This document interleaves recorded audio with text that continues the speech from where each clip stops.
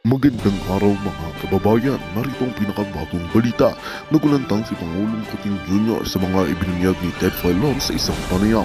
Ayon kay Filon, may mga kaguluhan sa loob ng palasyo na isiniwalat niya sa publiko. Ang mga revelasyon ay nagdulot ng matinding reaksyon mula sa iba't ibang sektong ng lipunan.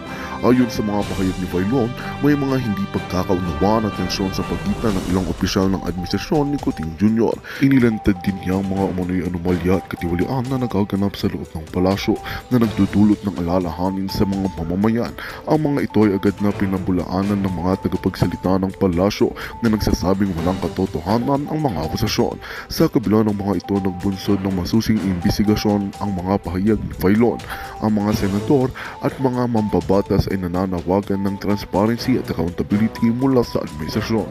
Ang publiko naman ay nag-aabang ng mga susunod na hakbang ni Pangulong Coting Jr. at ng kanyang mga opisyal upang maresolba ang mga usapin at maibalik ang tiwala ng taong bayan. Magbibigay kami ng karagdagang ulat sa mga susunod na araw. At yan nga ang balitang ating pagkakatutukan. Ngunit bagong lahat, siguraduhin mag-subscribe at ihit ang notification bell para sa patuloy na pagtutok sa mga sulap ng bagong balita sa tunay na boses ng masa.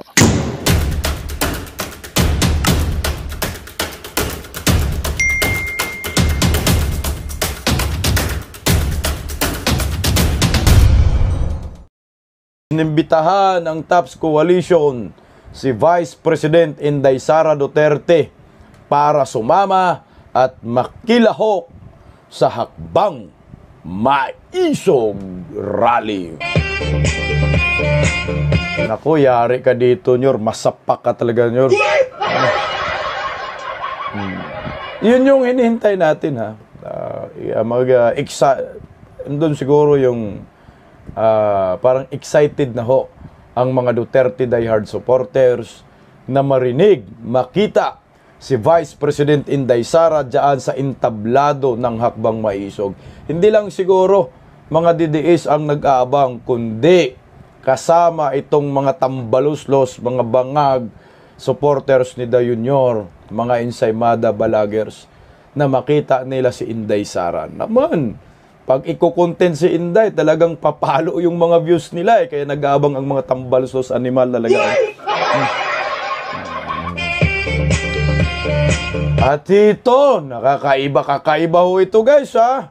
Kasi kamakailan, hakbang maisog dyan sa Angeles City, Pampanga, nagpasaring si Mayor Baste Duterte labang kay Senator Bongo tungkol sa katahimikan. Ngayon ito may bago. Kahapon ha, muling sinita, nagpatutsada muli si Mayor Baste laban kay Kuya Bongo nako. Kaya nga ho mahirap po talaga itong kalagayan kasi natin kumbaga, alam niyo ho, ang mga Pilipino ngayon, desperado na desperado na maghahanap ng kakampi para sa bayan. Ma'am JC Lakwata, magandang tanghali ho sa inyo dahil nakakalungkot, wala na hong matatapang na mga politika ngayon, politiko, leader ng ating bansa na bumatikos at babatikos dito sa Marcos admin. Kaya nakakalungkot. Kaya nga ho, siguro ito, nakikita ko rin na reason guys ni Vice President Inday Sara na nag-resign kay Da Junior bilang isang Deputy Secretary at Vice Chair ng NTF-ELCAC. Dahil tinamaan ho siguro talaga siya dito. Tinamaan siya sa birada ni Mayor Baste. Kaya sabi ni Mayor Baste, wala nang matatapang na mga politiko ngayon. Hello sa Ravina and family. Ang matapang na lang ngayon ay kayo, mga ordinaryong Pilipino. Baka tinamaan si Inday Sara doon. Kasi alam naman si Inday Sara at saka si Mayor Baste, talagang dikit yan. Kaya baka isa lang. Sa akin lang ha. At ito, nagpatikim na naman si Mayor Baste laban kay Kuya Bongo. At nako! Dahil dito ho yun. Alam nyo ho, hindi ko ho talaga pinapatulan yung mga balitang si Tatay Digong pumanaw na daw, animal talaga. Oh. Ako yung una talagang nakakita yan guys. Hindi lang, mga 8 hours ago, no, na post sa TikTok. Hindi ko lang kinontent, hindi ko pinatulan. Na si Tatay Digong pumanaw na daw kasi putang inang fake news yung trolls ni Da Junior, animal. Oh. Yung una nga hong tumawag sa akin yan, napanood yan ni ng tropa ni Haring Oscar. Tumawag ho sa akin, kaya shoutout ko muna pala si baka makalimutan natin. Sir, Epifanio Obordo, staff ho ni Haring Oscar. Maraming salamat sa hospitality. Binusog niyo po kami, ang sasarap ng pagkain. Binisog niyo po yung team Abis Daqueros. Maraming salamat sa inyo, sir. Si po yung tumawag sa akin, sino ba yun? Si Sir Epifanio. Sabi, Bisdak, binalita pumanaw na daw si Tatay Digong. Tumayo balahibo ko Sabi ko, sir, fake news yun. Chinik ko, fake news talaga, sir. So ngayon, nagulat tayo, nagbigay ng statement si Tatay Digong doon. Actually, hindi ko na sana talaga i-content. Lady J, magandang tanghali sa inyo. Pero kagahapon, nakauwi na ako dito galing sa Tarlac, Bamban Tarlac. Nag-chat muli yung tropa ni Sir Oscar. Sabi, Bisda, kakabalita lang sa GMA. Umanaw na daw si Tatay Digong. Animal talaga kayong mga tambaluslus kayo, no? Kaya ito, minabuti ko na pong i-content para po sa mga Pilipinong nag-alala. Dahil pinakalat po yan ng trolls ng tropang ngiwi. Ayan, gulat kayo. Buhay si Tatay Digong, mga animal. Alam mo, no? Yung ilang bisis na ba si Tatay Digong na biktima ng ganito, pumanaw na daw. Kasi si Pastor Kibuloy recently lang Alam mo yung ganyan? Magbabounce back yan. Kung sino man kayo nagpapakalat ng fake news sa TikTok, naku, magsiiyakan kayo. Promise ho. Ngayon naman, ipiplip po muna natin itong mga kabisdak. Ay, dulo na lang ho natin para mambad trip tayo. Ito muna. Kay Vice President Inday Sara Duterte, formal na ho, inimbita ng Hakbang Maisog TAPS Coalition. Pakinggan po natin. Patusok, guys. Second highest ranking public official, the most credible and popular one at that, Vice President Duterte is in the best position to lead the people's voice against the excesses and abuses of the Marcos administration and to prevent war from breaking out. In line with this, the Hakbang na Maisog Coalition for Transparency, Accountability, Peace, and Security, therefore, extends this invitation to Vice President Duterte to take over the helm in this historic and heroic struggle at this crucial juncture of our nation's history. We stand solidly behind the courageous decision of Vice President Sara. The time has come for all equally patriotic and peace-loving Filipinos to make a stand and save our country from the morally bankrupt Marcos administration. No to Chacha, no to martial law, no to war. Transparency, accountability, peace, and security now.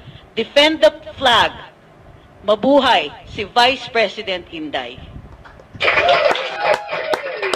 Ay na po, kagahapon po yan sa Rizal ay formal na po inimbitahan ng TAPS Coalition si Vice President Inday Sara Duterte. Inday Sara, kailangan po kayo ng bayan. Kailangan po kasi namin ng kakampi.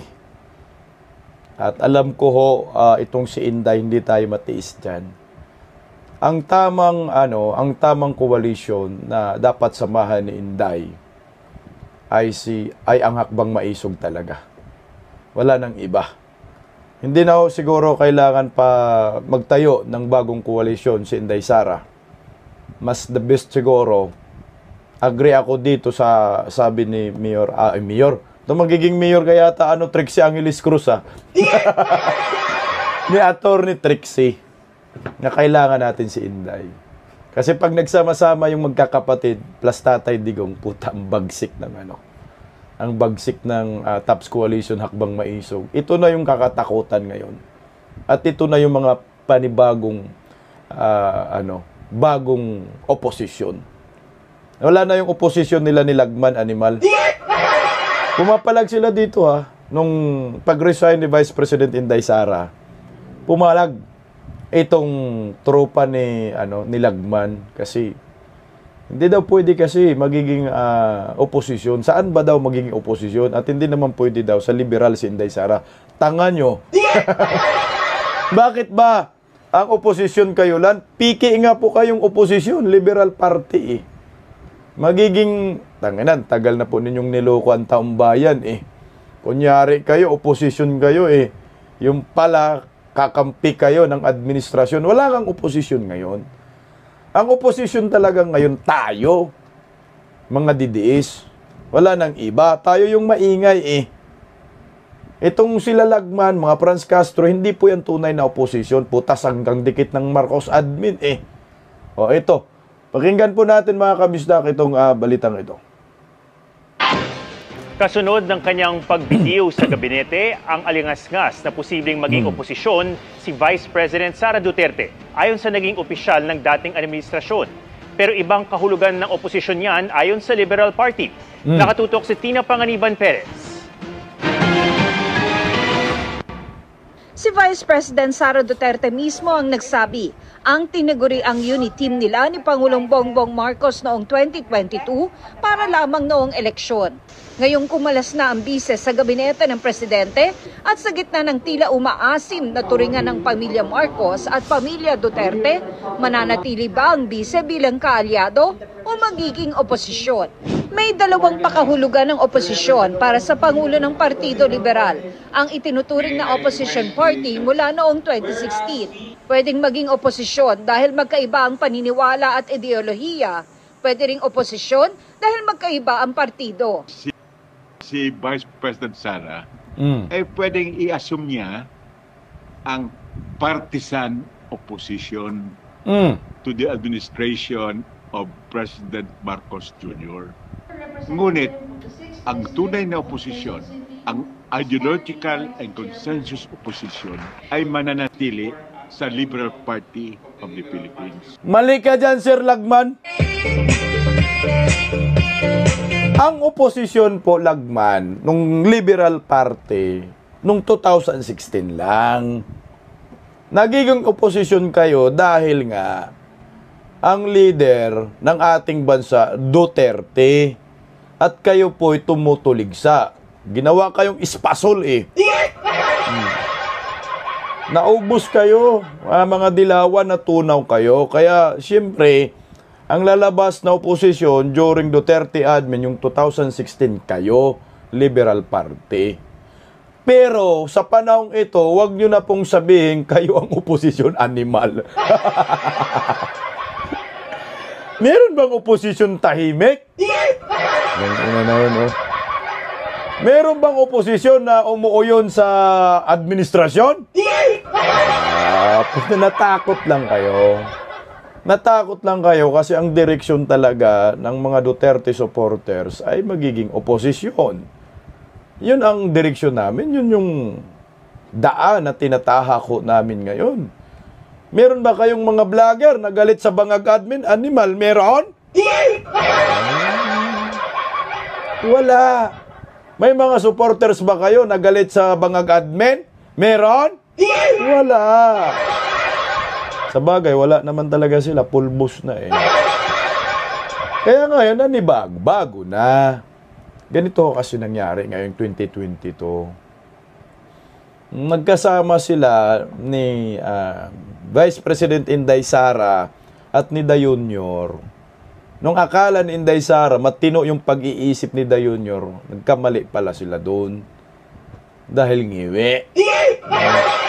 Ganun Tapos minsan nagrarap lang, dubi-dubi-dab-dab-dab-dab-dab-dab-dab. Kasi kung oposisyon kasi kung hindi lang nag-iba ang takbo ng utak ni Dayunyor, malamang malamang sa malamang, itong mga DDAs ay sasama sa Unitae.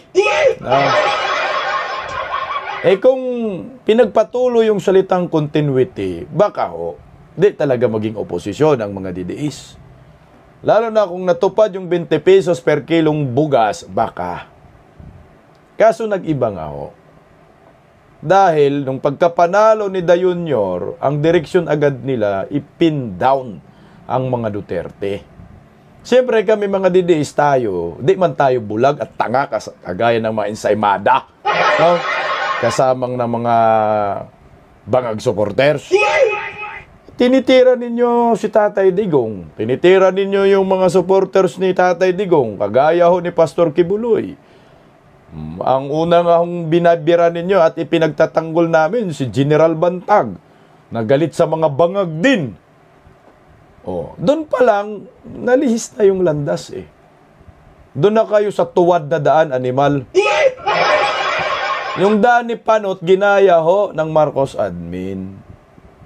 Tingnan mo, ginamit nilang pagbanat sa mga Duterte, anuman, Kongreso at Senado. Wala akong nakitang kakampi si Inday. Yun din ang tingin namin. Buti nga, nagtiis pa si Inday ng 2 taon, animal. No? Siyempre, ang gagawin ng mga Duterte supporters, tutuligsa kami. Hindi naman talaga kaaya-aya yung ginawa ng Marcos admin ngayon. Mantakin mo. Sino bang tanga na sasama sa tuwad na daan ng mga bangag? Pag ikaw Duterte Dayar supporters, magulat ka talaga. Mantakin mo, nung panahon ni Tatay Digong, ang tatay ni Da Junior ay pinalibing sa libingan ng mga bayani. Ngayon, panahon ni Bangag, tangina si Tatay Digong ipakulong sa ICC. Isasama pa si Inday Sara. Diba? Anong maramdaman ng mga supporters ni Inday Sara at mga Duterte? Di magmura.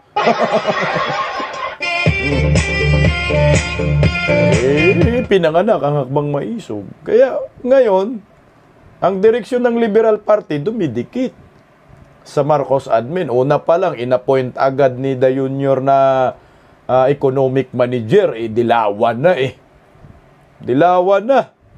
Tapos, yung sa likod ng kusina, kasama si Ma'am Sid, dilawan na rin. Si Paquito Ochoa, yung sa housing, dilawan na rin. Ay putang ina, naglukuhan tayo.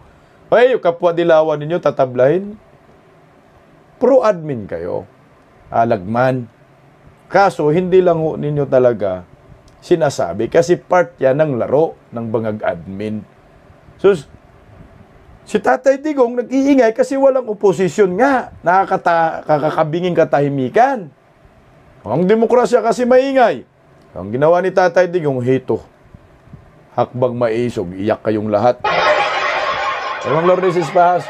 Tuloy po. Ang oposisyon namin ay both sa current administration at sa breakaway power block ng mga Duterte. Alal! Sige nga, kung oposisyon kayo, tumuligsa kayo kay Bangag. Yung ginawa kay Pastor Kibuloy sa QGC, tumuligsa kayo, mga nimalo. Posisyon? Hello, teacher, ito sa akin, Ma'am Lourdes Pahas. Sige nga, kung oposisyon kayo, human rights violation ginawa ng Marcos admin, binatikos nyo. Presyo ng bilihin, mahal, binatikos yun si Da Junior. Panay paspasyal ni Da Junior, inikot ng sanlibutan. Bumatikos kayo? Pagtaas ng, pagbagsak ng piso kontra dolyar, bumatikos kayo? Wag na. Wala na po kayo talagang oposisyon. Ano kayo? Nasa admin kayo. Ang tunay na oposisyon kami. Meron ba kayong mga vlogger na galit kay Da Junior? Nimal? Meron? As of now, I think there is no ideological affinity between the Liberal Party and Vice President Sara Duterte. Putangin na, hindi naman talaga kami sasali sa inyo, mga tungaw kayo. Alam mo, ito yung nakakalungkot kasi itong mga dilawan, feeling talaga nila oposisyon sila. Parang may jitlag pa sila. Akala ko siguro nila, presidente ngayon si Inday Sara. Si Bangag! Bakit si Inday Sara? Mga Duterte tinitira ninyo. Di naman presidente Duterte, di ba? Di naman presidente si Bangag. Tangin na, bukang bibig ninyo Duterte. Baka tulog pa ho kayo. Ha? Hoy! Bangag admin na ngayon! Taloy. Wala pang pahayag si Vice President Duterte tungkol sa magiging relasyon nila ng Pangulo. Pero may mga pahayag ang ilang dating opisyal ng Duterte administration na posible umano siya maging oposisyon. Hininga namin ng pahayag ang ate ng Pangulo na si Senador Amy Marcos na kilalang malapit sa bise. Pero hindi ito nagkomento. Hindi ko po alam. Si dating Pangulo at ngayon Pampanga 2nd District Representative Gloria Macapagal-Arroyo, na kilalang kaalyado ng bise, sinabing wala siya sa posisyon para magkomento, lalo pat hindi raw nagbibigay ng rason ng bise kung bakit siya nagbitiw sa gabinete. Hinihingan pa rin namin ng reaksyon si dating Pangulong Rodrigo Duterte at iba pang miyembro ng pamilya Duterte. Alam nyo mga kabisdak, di naman siguro mga tanga tong media, no? Sobrang tatanga. Di naman siguro tanga ang mga Pilipino, no? Talagang tanga-tangahan. Para kayong mga bangag supporters in Saymada. Inday Sara, tahimik pa rin sa sa pag-resign niya bilang isang DepEd Secretary. Tanga nyo. No? Kailangan pa ba talaga sabihin, Inday Sara, na nag-resign ako kasi bangag ang kapartner ko? Baka masaktan kayo mga animal. Nunid na. Alam na natin kung anong dahilan. Ikaw ba naman, kaharap mo, gaganon-ganon, oh. Strict yung parents mo. Ikaw ba naman, sasabihin ng tatay mo, yung partner mo, bangag noon! Bangag pa rin ngayon! Wala na, oh. Ang Pilipinas ngayon, lugmok na eh.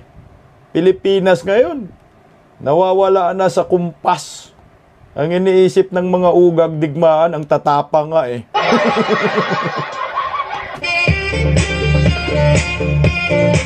Alam mo, ako, gulong-gulo talaga ako sa mga bangag supporters, promise. Naglibog ako mandong.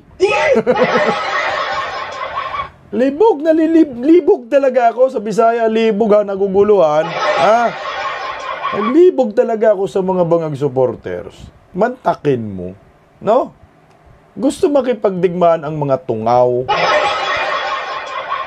Oh, gusto makipagsalpukan dyan sa West Philippines ang mga animal. No? Pero ang tatanga nila, nung si Inday Sara nagiging DepEd Secretary, at talagang gigil na gigil si Inday na magkaroon ng compulsory ROTC. Ay, gago nga eh. Tingnan nyo kung gaano sila katanga, no? Gusto makipagdigmaan sa mga inchik, makipag-agawan dyan sa tubig sa West Philippine Sea, pero takot ng mandatory ROTC.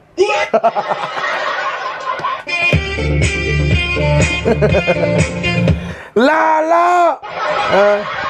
Sinong niloko ninyo? Kami? Mga ugag. Gusto makipagdigmaan, mandatory ROTC ni Inday Sara. Galit na galit. Ayaw namin. Kagaya itong si Raul. Ayaw namin yan. Matangina, tapos digmaan tayo sa West Philippines. Ayaw nyo ROTC. Naglibog yun. Baka hindi kayo nalito. Black propaganda. Yung ginawa ho nilang katapangan, katarantaduhan. Dahil na, gahahawa ka lang ng rifle na kahoy. Takot. Tapos ngayon, sisigaw. Wala, digmaan kayo. Kaya pakinggan po natin si Atty. Vic Rodriguez patungkol dyan. Kaninong interes na ba ang isinusulong ng gobyerno? Interes pa ba yan ng Pilipino o ng ating mga kaibigan at alyado, our oldest treaty ally, ang Estados Unidos? I have my siblings in America. May mga kapatid ho ako ron. And America has been very good to them. Walang debate ron. I've been to New York. At doon, malaya tayong nakapagpahayag noong Independence Day celebration kasama ang ating mga kababayan. Subalit, ibang usapan na. Pagsisirain mo na yung bansa natin, pagsisirain mo na yung Pilipinas, pagdadalin mo na yung Pilipinas sa digmaan. Maraming mamamatay. Hindi tayo handa ron. Ngayon, yung mga ayaw pakinggan yung ating panawagan na no to war, bakit hindi sila mauna? At sila yung nandoon sa frontline. Nako, Atty. Vic Rodriguez, takot nga sa ROTC. O, nasa na yung mga matatapang dyan? Mauna na kayo, mga animal!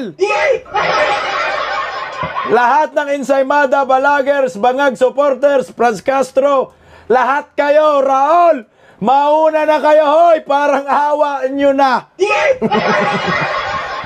Sabi ni Atty. Vic Rodriguez, mauna na kayo. Wala ho, nagtatago sa kulambo ang mga ulol. Kasi nga kung tunay na matapang, mauna na kayo. Para bawas-bawasan naman yung mga siraulo ngayon. Ayun. Takot nga sa ROTC Atty. Vic. Puntang ina. Mauna pa. Black propaganda. Hindi nakakatulong.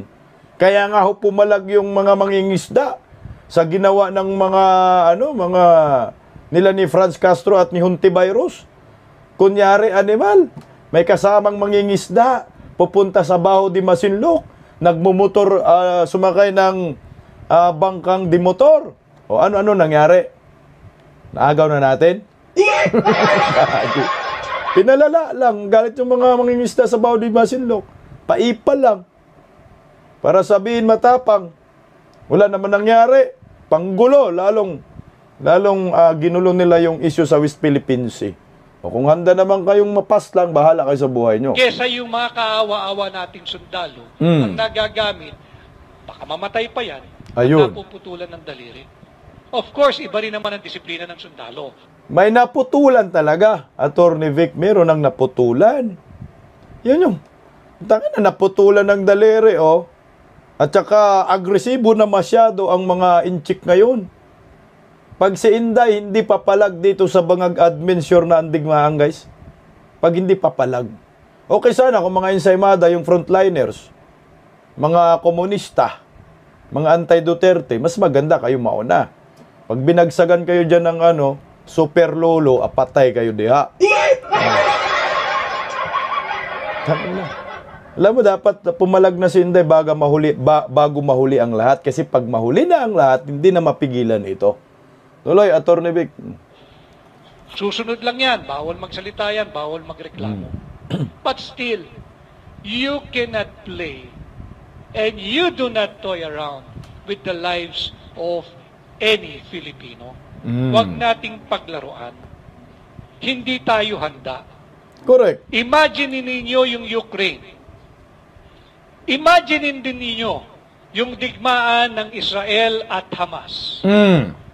Pag dumating yung panahon na pinipigilan ng hakbang ng maisog, itong ating no to war advocacy, mas madali nating mapigilan kung pakikinggan tayo ng pamahalaan.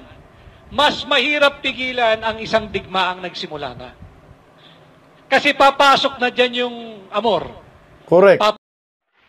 Magandang balita ang hatid namin sa inyo ngayong araw. Sa pagtatapos ng aming balitaan, nagbigay kami ng mga mahalagang impormasyon. Maraming salamat sa pagtutok at pagsuporta sa aming programa. Huwag kalimutang manatili sa mga susunod na araw para sa mga bagong balita at mga kwento na dapat nating abangan. Mula sa Boses ng Masa, magandang araw, Pilipinas!